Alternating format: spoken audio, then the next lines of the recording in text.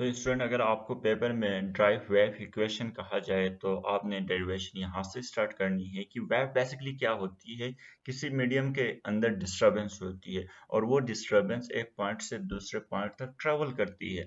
अगर वो ट्रेवल करेगी तो कोई ना कोई स्पेसिफिक स्पीड या वेलोसिटी से मूव करती है और उस स्पेसिफिक स्पीड या वेलोसिटी को हम वेलोसिटी ऑफ वेव कहते हैं और इसको हम मैथमेटिकली इस तरह लिखते हैं कि v is equal to D upon T.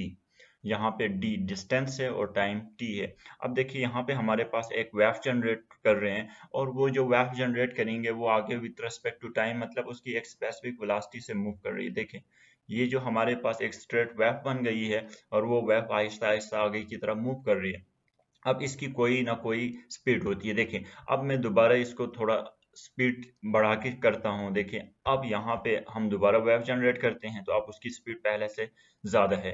तो ये जो स्पीड इस तरह मतलब जो जिस रिस्पेक्ट टू टाइम जितना डिस्टेंस कवर्ड हो जाए उसे हम स्पीड कहते हैं। क्योंकि ये वेव मूव कर रही है तो इसीलिए हम इसको वेव वेलोसिटी कहते हैं। तो ये जो वेव वेलोसिटी है उसको भी फाइंड करने का फार्मूला यही है कि v is equal to D upon T, जहाँ पे v velocity of wave, d distance travelled और t is equal to total time. If time taken by wave in moving from one point to another, अगर कोई wave जितना time travel cover time उसमें लगे कि एक पॉइंट से दूसरे पॉइंट तक मूव करने के लिए to the time period, then the distance covered by the wave will be equal to one wavelength। मतलब इसका ये है कि अगर कोई वेव एक पॉइंट से दूसरे पॉइंट ट्रेवल करने के लिए जो टाइम रिक्वायर्ड होता है, अगर सपोज अगर वो टाइम पीरियड के बराबर है तो जितना डिस्टेंस कवर करेंगी वो वेव उसको हम टाइम उसमें वेवलेंथ कहेंगे। क्योंकि एक सेकंड के अंदर उसमें एक कंप्लीट साइकिल होता है तो उसे हम वेव लेंथ कहते हैं।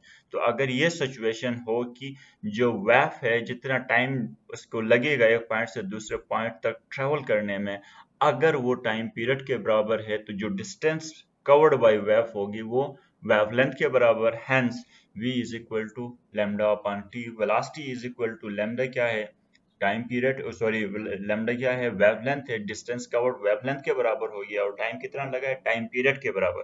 तो इसीलिए ये equation v is equal to velocity is equal to lambda upon T लिख देते हैं। बट यहाँ पर हमारे पास जो t है उसको हमने चेंज करना है क्योंकि हमें वेव इक्वेशन में वेलोसिटी उसमें टाइम पीरियड नहीं चाहिए, फ्रीक्वेंसी चाहिए। वो तीन चीज़ों का उसमें आपस में रिलेशन होता है, एक वेलोसिटी, लैम्डा और फ्रीक्वेंसी। यहाँ पे टाइम पीरियड है तो टाइम पीरियड को हटा के हम फ्रीक्वेंसी लिख देते हैं। और आपको पता है कि टाइम पीरियड क्या है, रेसिप्रोकल ऑफ फ्रीक्वेंसी। तो हम वो लिख देते हैं कि v is equal to lambda upon T. इस t को हटा के 1 अपॉन फ्रीक्वेंसी लिखेंगे, 1 अपॉन f लिखेंगे, फिर लैम्डा अपॉन 1 अपॉन एफ। तो अपॉन इंटू अपॉन में होता है जिसकी वजह से फ्रीक्वेंसी सीधे ऊपर आ जाएगी, means v is equal to lambda बन जाएगा और यह इक्वेशन बन जाएगी। और यही इक्वेशन हमारे पास वेव इक्वेशन कहलाती है। इसको हम वेव इक्वेशन कहते हैं। This equation is known as wave equation and it is true. और इस इक्वेशन को हम हर किस्म के वेव के लिए यूज कर सकते हैं, चाहे वो लॉन्गिट्यूडिनल वेव हो या ट्रांसवर्स वेव हो या कोई और किस्म का वेव हो।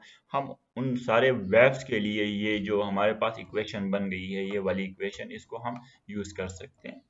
स्टूडेंट, तो आज जो हमारा टॉपिक था वो यहाँ तक था और हमारा चैप्टर भी कंप्लीट हो चुका है। अब मैं आपको इस चैप्टर का एक ग्रांड टेस्ट देने वाला हूँ। आपने इस टेस्ट को 24 आवर्स में कंप्लीट करके मुझे सेंड कर देना है और साथ साथ ये जो नोट्स मैंने आपको प्रोवाइड किए हैं सॉफ्ट में, उनको भी अपने नीट रजिस्टर में करें। फिर जो असाइड न्यूमेरिकल्स वगैरह हैं उनको भी करें।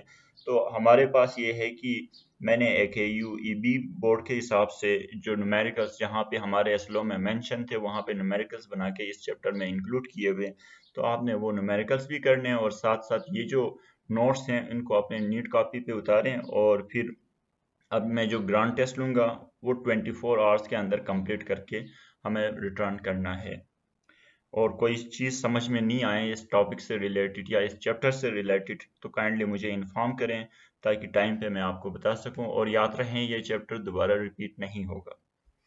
ओके, अल्लाह हाफिज़, थैंक यू।